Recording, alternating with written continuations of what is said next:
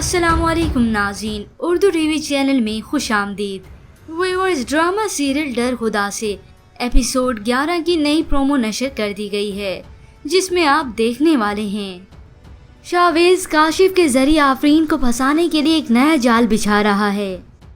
काशिफ अपने काम के वक्त वक्त आफरीन पर ही नजर रखता है।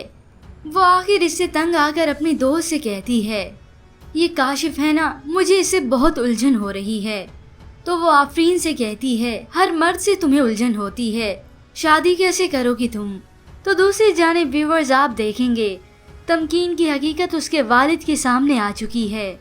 लेकिन जब तमकीन के वालिद घर जाकर तमकीन को समझाने की कोशिश करते हैं तो वो अपने वालिदैन को मजीद अजियत देते हुए कहती है, बस मैंने बता दिया आप लोगों को, आप लोगों के लाए हुए रिश्ते से मैं शादी नहीं करूंगी। एक दिन काशिफ ऑफिस पार्टी के दौरान आफरीन पर ही तवज्जो रखता है और बड़ी चालाकी के साथ प्लान के मुताबिक वो आफरीन के साथ अपनी तस्वीरें बनवाता है। इतना तक कि उसी फोटो सेशन में ये बखूबी देखा जा सकता है कि आफरीन और काशिफ के दरमियान कुछ ज्यादा अंडरस्टैंडिंग है। वो जानबूझकर आफरीन से बातें कर रहा है और इतना तक कि उसे कोल्ड ड्रिंक ऑफर भी करता है। और फिर ये सारे सीन्स कैमरे की नज़र में कैद हो चुके हैं।